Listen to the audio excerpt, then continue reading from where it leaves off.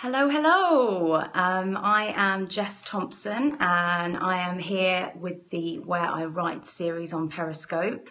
So thank you very, very much for joining me today.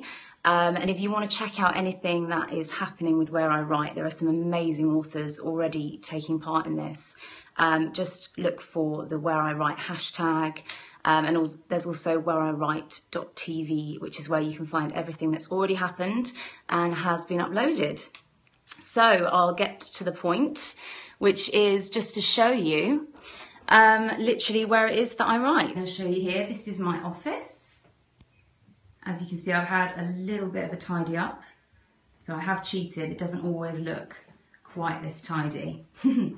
So up here, I've got some photos of loved ones that I like to sort of look at every now and then, just to sort of remind me when things get tough. That it's all good. So, and up here is a ticket for a very special concert that I attended many, many years ago. Any of you who've read my first book, This is a Love Story, will know there's a scene in there with a John Legend concert. And actually I went to that show in 2005, so that's the ticket. And it was just so inspiring. It was a really magical moment, and I just really, really wanted to sort of have that in one of my books. So I've managed to keep that for a very long time. And I've just got one of my mum's drawings there. That's our family dog Fudge. She drew Fudge, which she likes to do a lot. And when I got my first book published, she made me this adorable bunting that you can see right here. She handmade that. You can see all the stitching, and she wrote, "This is a love story," just there. So that's really cute, and I like to keep that in the office.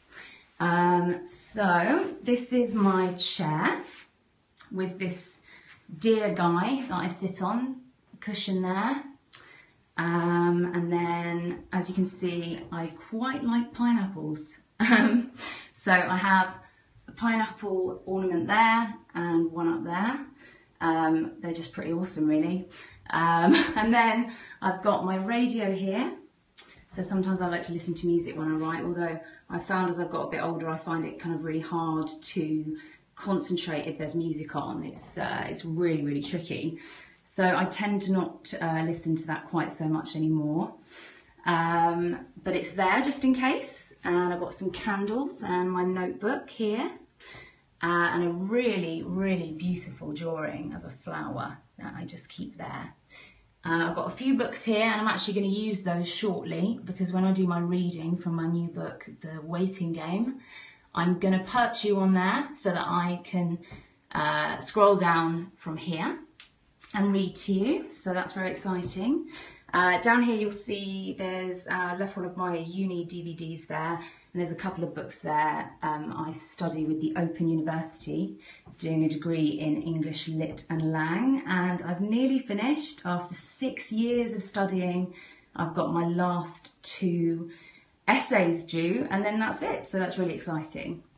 And up here is a really beautiful photograph, and I saw it at the Wildlife Photographer of the Year exhibition a couple of years ago. It's quite hard to see, sorry about that, because of the window in the background, but it's just this sort of very ordinary kitchen setting.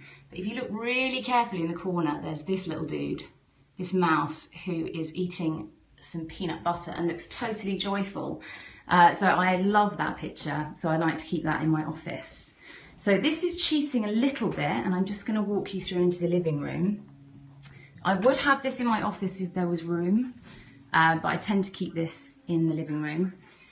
As you can see, I have here all my books that I have published. So there's the British ones, and also the foreign editions too. So there's a few different copies. There's a large print there, German copies, Spanish, all sorts of stuff like that. So that's really, really exciting. I like to keep those there. And then here, I'm sort of a bit of a collector, really. I love beautiful book covers. I appreciate them so much. So the Penguin cloth-bound classics collection I like to stash here, and there's some VMCs as well. So that would be in the office if I had a little bit more room. So I'm cheating a little bit, I know. So I'm now going to read you an extract from my new book. So just bear with me. There we go. Excellent. Right. So this is from my new novel, The Waiting Game. And that comes out on, I think, the 13th of August this year in the UK. It's been it's been really hard going, really tough. It always is. But I've really loved it too. It's always a massive challenge. Every new book throws up completely new challenges.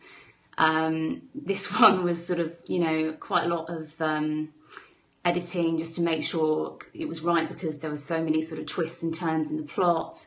And I think anyone who writes knows that as soon as you change one thing somewhere, it affects a whole series of other things going on later in the book. So it's been really tough, but I hope worth it. So yes, here is a little reading from the start of The Waiting Game. October 1999. The moon was speckled like a bird's egg.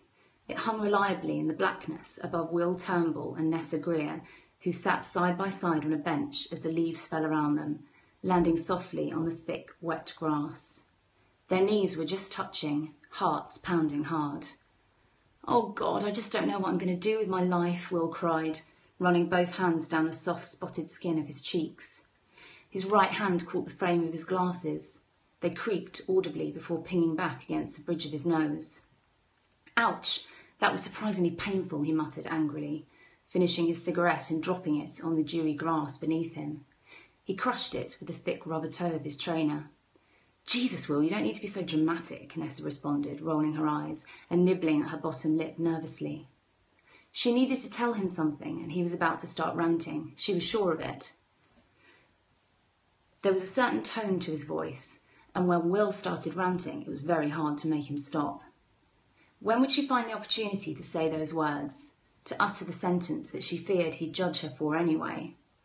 She fiddled with her long mass of dark blonde hair.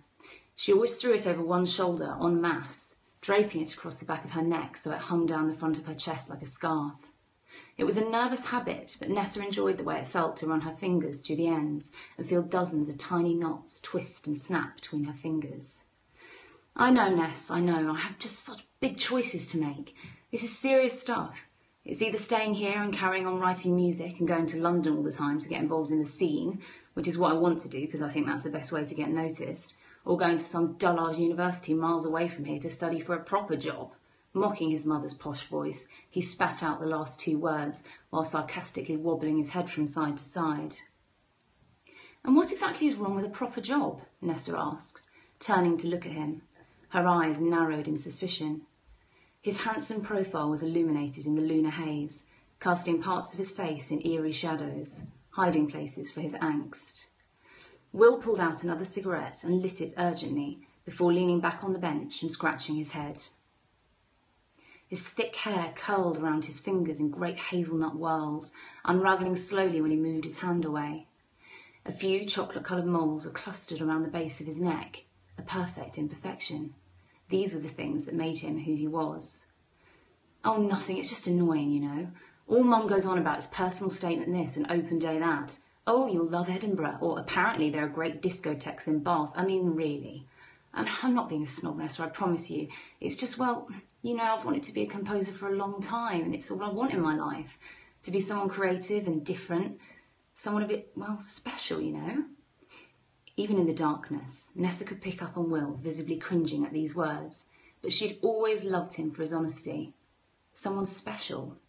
So many kids wanted to be like Damon Albarn or Kate Moss, anything but a regular person, an accountant or a secretary. But we can't all be models and rock stars, Nessa thought to herself. Although she was sure that if anyone could pull it off, it would be Will.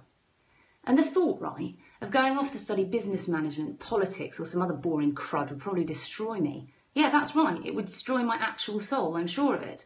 I'd no longer be able to write music, he concluded triumphantly, crossing his arms.